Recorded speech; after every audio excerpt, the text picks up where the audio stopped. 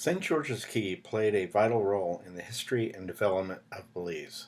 The Battle of St. George's Caye on September 10, 1798, represents the end of Spain's attempts to conquer the territory that is now known as Belize. Although this battle happened over 200 years ago, it still plays a large role in Belizean culture, as seen during the annual September celebrations when people all over the country honor the Battle of St. George's Caye. The key is also featured on the Belize $5 bill. While much has been written about the history of St. George's Caye, the first capital of Belize, there had been little archaeology done on the island. With this in mind, in the summer of 2009, we initiated the Texas State University St. George's Caye Archaeology Project. This presentation is a summary of several aspects of our research. St. George's Caye is situated approximately 8 miles east of Belize City. Although relatively small, it is ideally situated to control access to the Belize Harbor and mouth of the Belize River, the primary transportation route in the mainland. Additionally, the Caye's crescent shape lends itself to the safe harbor and careening of ships for cleaning and repair. The theme of the Belize $5 bill is St. George's Caye. On the front is a marble medallion portrait of Thomas Potts and was part of the Thomas Potts tomb. This medallion was recovered after a storm and is present in the archives of the Institute of Archaeology in Belmopan. On the back of the bill is a 1764 map, a colonial-era house, a small cannon, a bathing kraal, and the Thomas Potts tomb. Thomas Potts was the first magistrate of the territory. He was a mahogany cutter, slave owner, and most likely the wealthiest Englishman in the settlement. The English settlement, now known as Belize, was referred to by several names in the archives. The name of this region evolved through time and appears on several maps of the region. Shown here is a sample of the major names. The European occupants of the area were known by several names. Interestingly, the word buccaneer comes from the French word boucan, which means to smoke or barbecue meat. During times when piracy was illegal, pirates took to turtling and smoking of turtle meat. The first named European of the area was the pirate Bartholomew Sharp, noted in 1677. This map is a redrafted version of a 1764 map made by a Spaniard. In all likelihood, it was made as part of a Spanish inspection and as a condition of one of the treaties between England and Spain. It shows the location of properties and the names of property owners. The mapmaker only spoke Spanish, and thus the English names have awkward spellings. We attempted to correlate these names with the signatures on Burnaby's Code, which was signed 1 year later in 1765. Here are some of the possible correlations. Perhaps the most interesting is Ysquibus, which possibly corresponds with Fitzgibbons. Importantly, this was the last physical attempt by the Spanish to take the territory by force and is the focus of these presentations. This slide shows a summary of the Belize defenses. Note that the Towser and Tickler each had an 18-pounder cannon, which will be addressed later.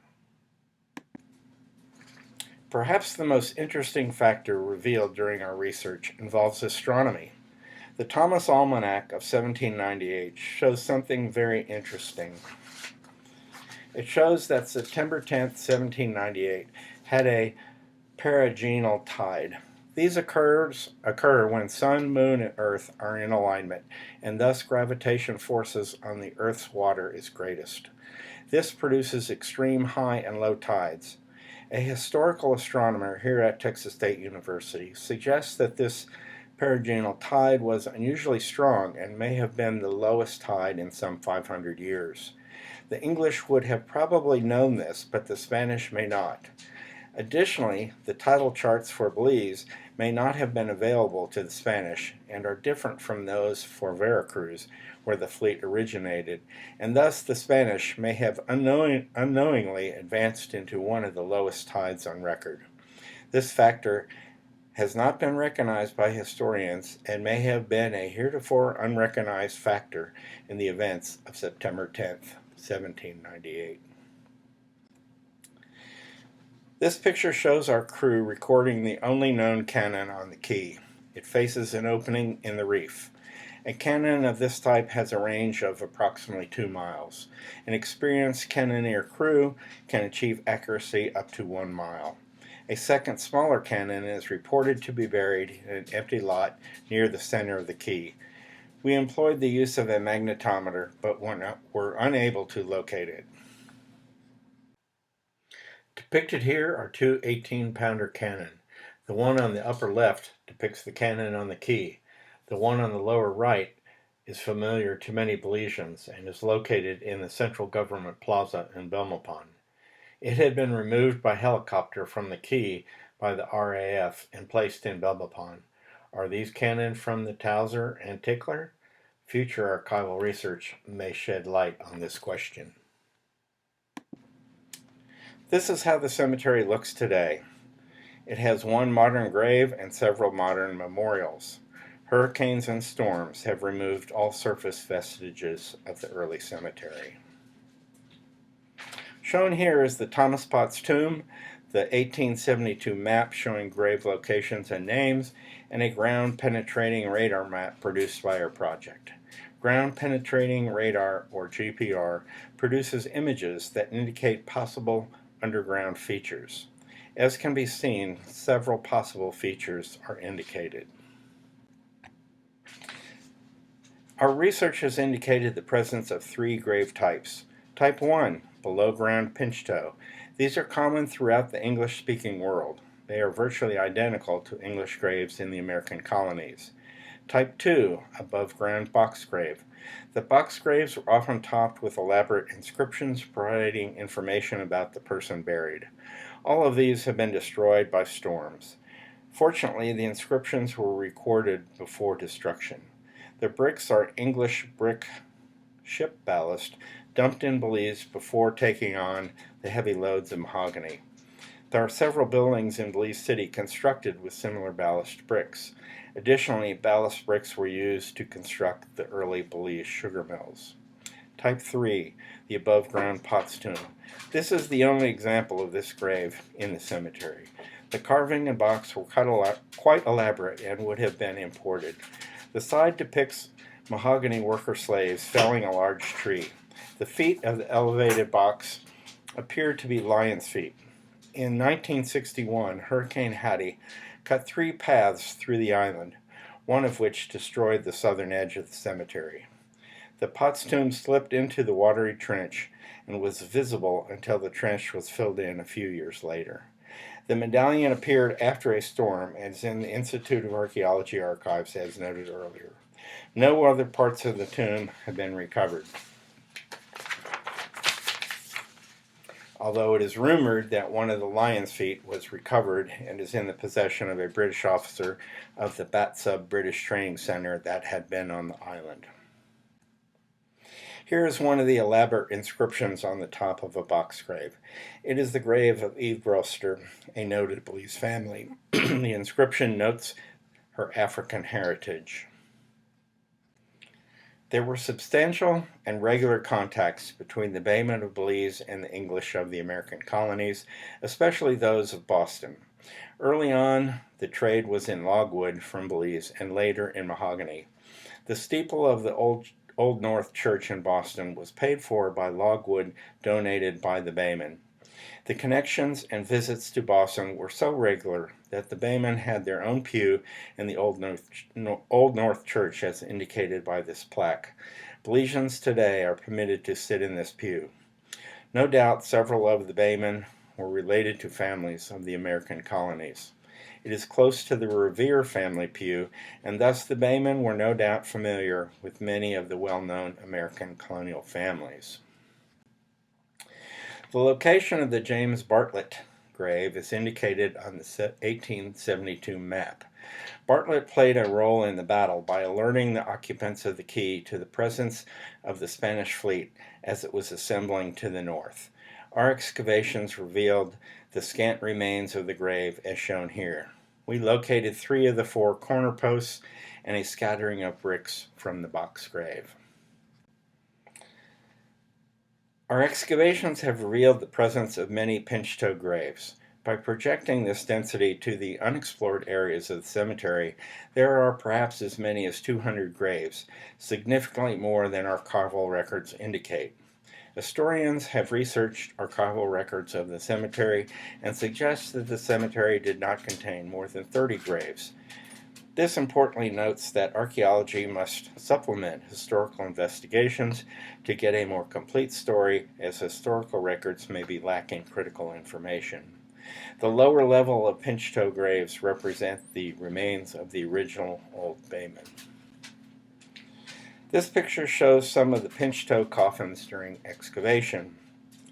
Also shown is a heart-shaped coffin plate that had been affixed to the cover of one of the coffins. Unfortunately, it is only partially readable. Here are some of the pinch-toe coffins. These are situated below the water table. A pump had to be utilized during excavation to lower the water table to facilitate examination. One of the pinch-toe coffin graves contained a candle snuffer. Candle snuffer imagery appears on gravestones from the New England era of the same period. These show skeletal death snuffing out the candle of life. The connections between colonial New England and Belize were substantial, as noted earlier. Shown here is the most elaborate pinch-toe coffin burial. Genetic analysis revealed significant information about this interment.